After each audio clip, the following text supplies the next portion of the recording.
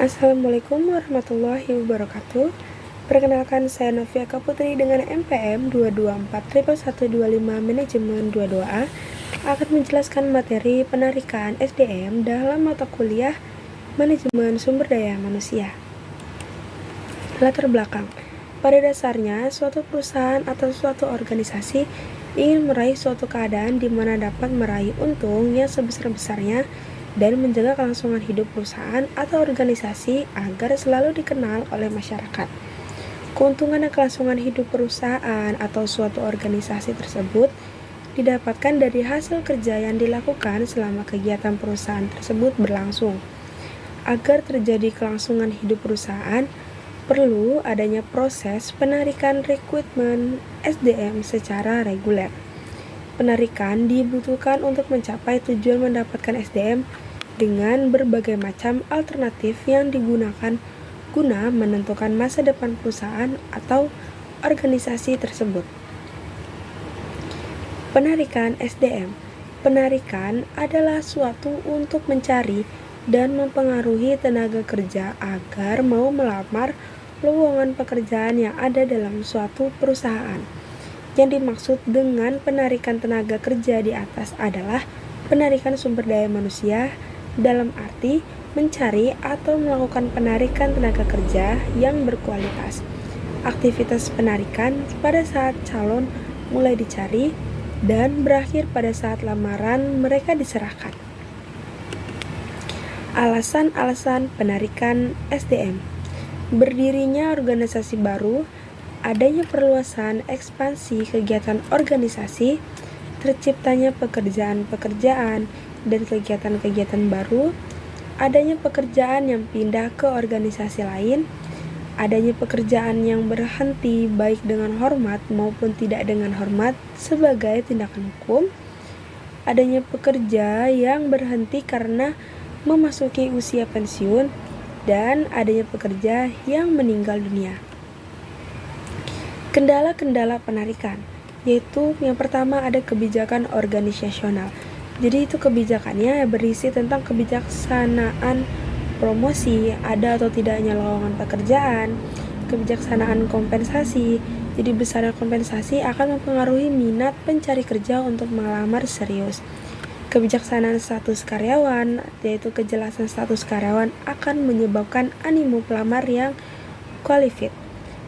Lalu kebijaksanaan penerimaan tenaga lokal, yaitu pencarian tenaga kerja yang dikaitkan dengan lokasi di mana perusahaan berdiri dengan maksud menjalin hubungan baik dengan masyarakat sekitar. Lalu yang kedua ada rencana SDM. Rencana SDM merupakan salah satu faktor yang perlu dipertimbangkan dalam proses penarikan dengan merinci persediaan keterampilan, rencana latihan dan pengembangan, promosi dan menguraikan mana pekerjaan yang akan diisi oleh internal perusahaan dan mana yang akan diisi melalui penarikan. Lalu yang ketiga ada kondisi pasar tenaga kerja. Harga tenaga kerja ditentukan oleh kekuatan supply dan demand atau pencari kerja yang membutuhkan perusahaan. Apabila supply tenaga kerja terbatas di lokasi perusahaan, maka harus diperluas dengan konsekuensi biaya lebih besar. Lalu ada yang keempat yaitu kondisi lingkungan eksternal, mencakup pertama ada tingkat pengangguran, kedua ada kondisi dan tingkat pertumbuhan ekonomi, ketiga ada hukum perburuan, keempat ada proyeksi angkatan kerja, kelima ada kelangkaan tenaga kerja dengan keterampilan penentu, dan yang terakhir ada kegiatan penarikan oleh para pesaing pencari kerja. Lalu selanjutnya ada persyaratan jabatan. Syarat jabatan merupakan kendala dalam penarikan, misalnya menarik tenaga terampil lebih sulit dibandingkan dengan tenaga tidak terampil. Oleh karena itu, Departemen Personalia perlu mempelajari permintaan jabatan dan informasi analisis jabatan dan pendapat para manajer. Kebiasaan pelaksana penarikan. Keberhasilan pelaksanaan penarikan masa lalu akan memudahkan dalam pengambilan keputusan penarikan. Sebaliknya, kesalahan masa lalu akan menjadi hambatan pula dalam penarikan. Sumber-sumber penarikan tenaga kerja. A.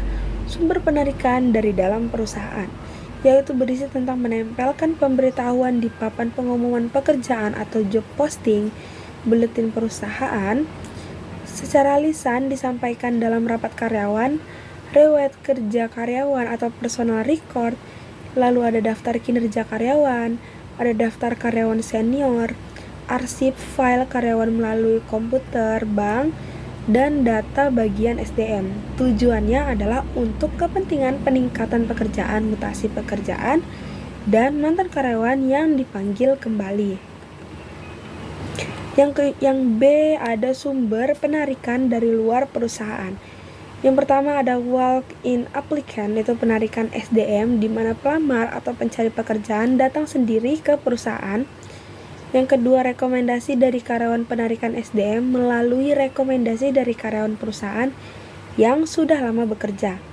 Yang ketiga, ada iklan di media massa. Penarikan SDM dengan cara memasang iklan di media massa dilakukan dengan dua cara, yaitu dengan one ad atau nama organisasi dan bagaimana cara melamar disebutkan dalam iklan itu. Lalu ada blind ad, yaitu tidak menyebutkan nama perusahaan. Pelamar yang berminat diminta mengirimkan lamaran ke PO Box dengan nomor tertentu pada kantor pos. Lalu ada serikat pekerja. Penarikan SDM dari karyawan yang terampil dari organisasi karyawan. Misalnya, serikat buruh tukang pipa telah mempunyai daftar tukang pipa yang sedang mencari lowongan pekerjaan. Lalu ada perusahaan penempatan tenaga kerja. Penarikan SDM melalui kantor penempatan tenaga kerja baik swasta maupun pemerintah yang berbadan hukum. Lalu ada lembaga pendidikan. Penarikan SDM melalui usaha khusus dan menjalin hubungan kerjasama dengan lembaga pendidikan. Lalu ada nepotisme, yaitu penarikan anggota keluarga untuk menjadi bagian dari organisasi atau perusahaan tidak berdasarkan keterampilan. Lalu ada asosiasi profesional, penarikan SDM dari organisasi profesional seperti Kadin, HIPMI, guna menampung tenaga profesional untuk mendapatkan pekerjaan. Lalu kesembilan ada operasi militer, yaitu penarikan SDM dari militer yang telah berakhir masa tugasnya, biasanya memiliki tenaga terampil tertentu yang dapat dimanfaatkan oleh perusahaan, misalnya tenaga mekanik, pilot, dan lain-lain. Lalu ada proses penarikan. Proses penarikan itu terdiri dari pembuatan rencana untuk merekrut, penyusunan strategi untuk merekrut, mencari pelamar kerja, menyisihkan pelamar yang tidak cocok, dan mempertahankan kumpulan pelamar. Lalu ada evaluasi penarikan. Evaluasi penarikan itu berisi tentang suksesnya fungsi penarikan dapat dilihat dari beberapa kriteria sebagai berikut, yaitu jumlah pelamar, jumlah usul tentang pelamar yang diajukan untuk diterima, jumlah penerimaan atau pelamar yang diterima, jumlah penempatan karyawan yang berhasil. Itulah penjelasan tentang materi dari mata kuliah Sumber Daya Manusia berjudul Penarikan SDM. Cukup sekian. Wassalamualaikum warahmatullahi wabarakatuh.